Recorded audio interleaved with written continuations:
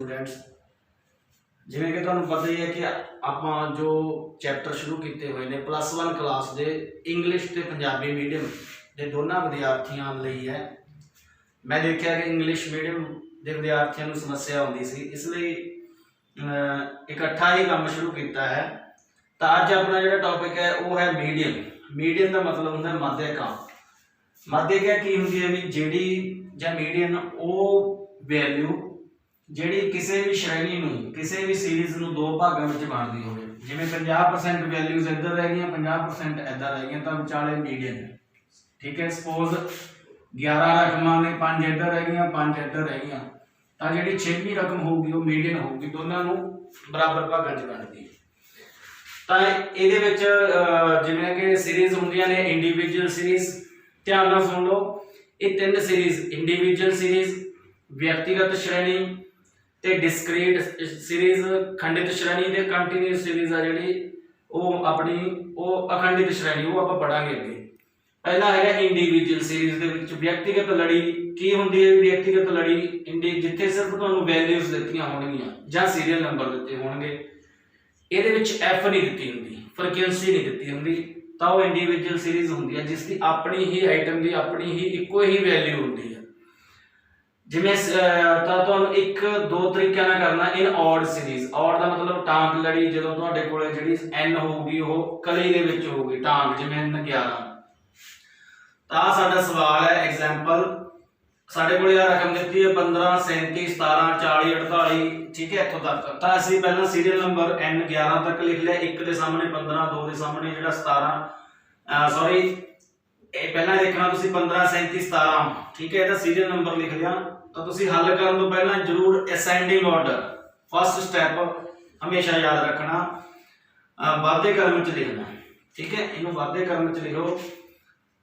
वाधे क्रम आ देखो 15 तो बाद इत्थे तो 37 है, पर तुसी 15 तो बाद 17 लिखोगे, 37 40 वाधे क्रम च लिखण तो बाद ता फार्मूला की है m = साइज ऑफ, ठीक है, इसका फार्मूला होंदा m बराबर है n + 1/2 थाइटन। साइज ऑफ n + 1/2 थाइटन। n साडे कोले कितनी है 11 + 1/2 जिहड़ी item, 12 + 2 6th item. 6th item किहड़ी है साडे कोले 49। तो 49 मार्क्स जरूर पाउणे नाल ये साडे कोले आंसर आ गया। ये तो बहुत ईजी सी। हुण जे ईवन सीरीज होवे, हुण इहदे विच किवें करोगे जे ईवन सीरीज होवे। ईवन सीरीज दे विच तुसीं उवें ही तुहानूं रकम दित्ती है, पहला स्टैप उवें ही है, वाधे क्रम च लिखो असेंडिंग ऑर्डर जां डिसेंडिंग ऑर्डर दे विच। मैं असेंडिंग ऑर्डर च लिखिआ n उवें ही फार्मूला लावांगे m = n + 1/2 थाइटन।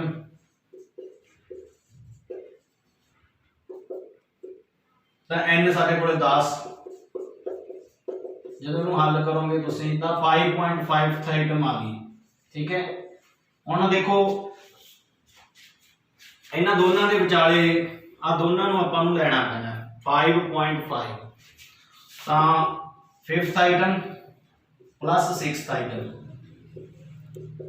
उन्होंने डिवाइड करांगे 2 नाल, तो साडे कोले m आ जाऊगी 44, 5th कितनी है 44 ते 47,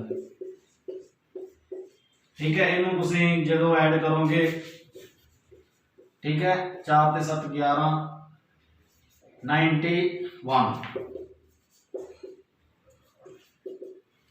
तो तुहाडे कोले आंसर आ गया 45.5 मार्क्स। ये साडी होगी इंडिविजुअल सीरीज दे विच जदों टांग लड़ी होवे ते ईवन सीरीज। अगली आपां हुणे पढ़दे हां जिहड़ी अगला जिहड़ी अपनी सीरीज आऊगी डिस्क्रीट सीरीज, ठीक है। हुणे अगली पढ़ते हैं डिस्क्रीट सीरीज। पॉज कर तू।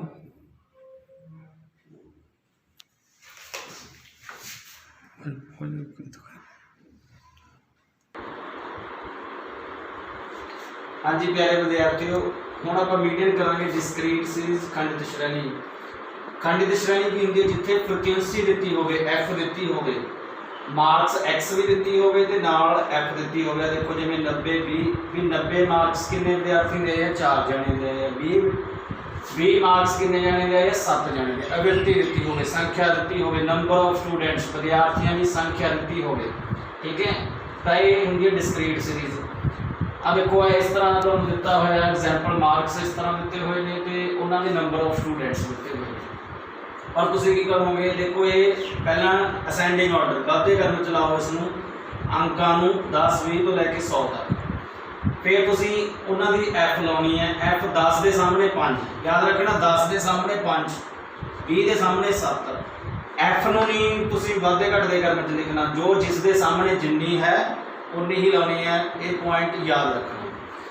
फिर तुसी इहदा जिहड़ा एन कर दोगे टोटल करोगे 110। इस दे विच नवीं चीज़ की है सी एफ क्यूमुलेटिव फ्रीक्वेंसी, पहली सेम 5 ते 7 12, ठीक है, 12 ते 13 25, 25 ते 20 45, 45 ते 25 70, 70 ते 18 88। इस तरह तुसी ऐड करते जाओगे। दोबारा देख लो, पहली से दूसरी 5 + 7 12, ठीक है, 12 ते 13 25। इस तरह तुसी इनू ऐड करोगे। याद रखना CTM, जिथे मैं CTM लिखा इसका मतलब होता है कमिट टू योर मैमरी, भी ये गल याद रखने योग है, भुलनी नहीं।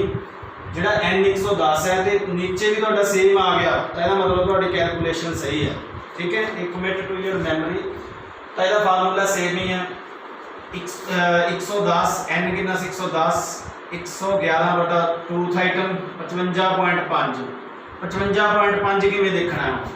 55.5 देखो 45 भी नहीं आता, 45 तो वध है तो 70 तो घट है, ठीक है। इस करके 70 के विच लवांगे क्योंकि 45 तो वध है, मतलब इत्थे आऊगा 70 के विच। तां हुण 70 वाली लाइन में इस तरह कर लो, 70 का CF है, आ F है, इसका मतलब साडी मीडियन की है 50। तो X वाली चीज़ देखनी है, ये भी CTM commit to your memory, जी 55.5 है 70 च आ रही है, उन्होंने ये ना लिख दो भी F 25 है, कि 25 आंसर लिख दो या 70 आंसर लिख दो। आंसर कितना होगा 50 X मार्क्स, क्योंकि मार्क्स पूछा ना उन्होंने, तो 50 मार्क्स की आ गए साढ़े मीडियन मध्य का। हुण आओ कंटीन्यूअस सीरीज अखंडित श्रेणी। अखंडित श्रेणी की होंगी है बच्चों, जो तुहानूं क्लास इंटरवल दिते होण 0 तो 10, 10 तो 20, 20 तो 30, ये सिंपल जी गल है। ये डिफरेंस है, इत्थे क्लास इंटरवल नहीं दिते हुए, ठीक है। तो इंडिविजुअल सीरीज च F नहीं दी होगी, तो तुसीं इसनूं ये भी वाधे घटदे क्रम च लिखने पैणगे। हो सकता है सवाल दे विच मैं डायरैक्ट लिख ले, हो सकता उन्होंने ऐ लिखा होवे 10 तो 20 दिता होवे, पहला 20 तो 30 दिता होवे, तो इत्थे 0 तो 10, पर आपां इन्हां नूं सही क्रम च लिखांगे। तो यदि उम्मीद CF कर ली, ठीक है।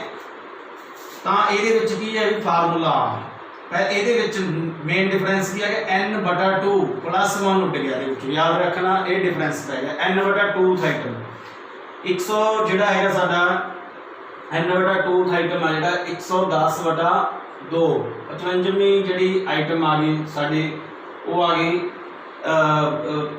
55th आइटम आ गई। 55th आइटम आ जी इंक्लूडेड इन CF 65। तो 65 दे विच देखो आप 65 दे देखो 55 जिहड़ा वो 40 तो वध है तो 65 तो घट है, मतलब ये तो साडा वर्ग अंतराल क्लास इंटरवल किहड़ा आ गया, तो साडी क्लास आ गई, ठीक है। तो ये लोअर लिमिट ये आ गई, ठीक है। तो ये जी लोअर लिमिट ये आ गई, तो जी साडी CF है, मतलब कि वो जी साडी जी आप CFP लैनी है वो ये उपरली होंगी है हमेशा, ठीक है। तो F जी होंगी है सामने वाली होगी, F हमेशा सामने वाली होगी। जी CF लैनी है वो जो सोडी तुसीं पहला लैता है, जो तुहाडी श्रेणी आई है जिस दे सामने उस तो उपर नहीं लैनी है, याद रखना। क्योंकि असीं CTM इत्थे ध्यान देना, साडा की है असीं 65 दे विच है साडी 55th आइटम। तो 65 नूं तुसीं ना तो CF लैना ना ही F लैना। 65 दे जो तुहाडा वर्ग अंतराल आउंदा है, इधरों देख लो चाहे जो तुहाडा वर्ग अंतराल आउंदा है वो सामने वाली F लैनी है, तो उस तो उपर वाली CF लैनी, बस ये याद रखना है।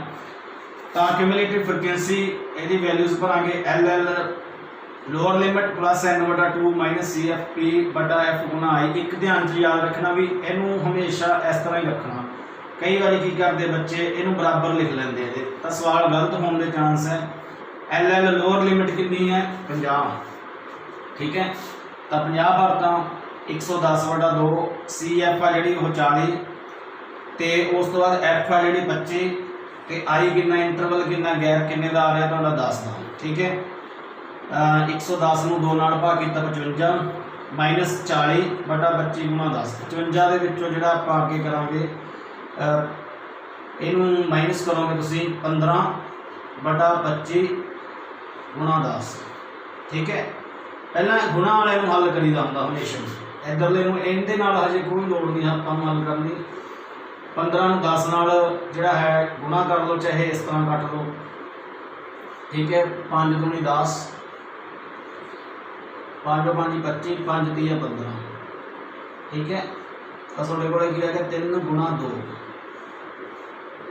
50 ਪਲੱਸ 6 ਕਿੰਨਾ ਆ ਗਿਆ ਤੁਹਾਡਾ 56 ਮਾਰਕਸ ਜਿਹੜੀ ਆ ਗਈ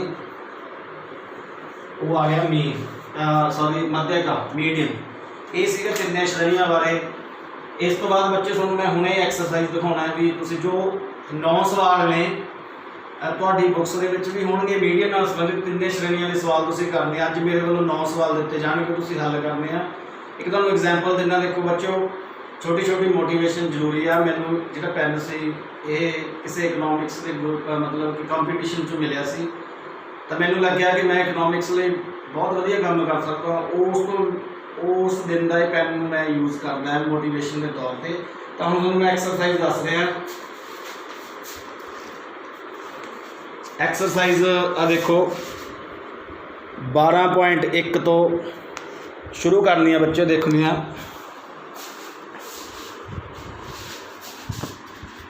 12 ਜਿਹੜੀ 1 ਦਾ ਦੇਖੋ ਪਹਿਲਾ ਸਵਾਲ ਦਿਸ ਰਿਹਾ, ਇੱਥੋਂ ਲੈ ਕੇ ਮੈਂ WhatsApp 'ਤੇ ਵੀ ਭੇਜਾਂਗਾ ਤੇ ਇਹਦਾ ਸਕਰੀਨਸ਼ਾਟ ਲੈ ਲਿਓ ਤੁਸੀਂ।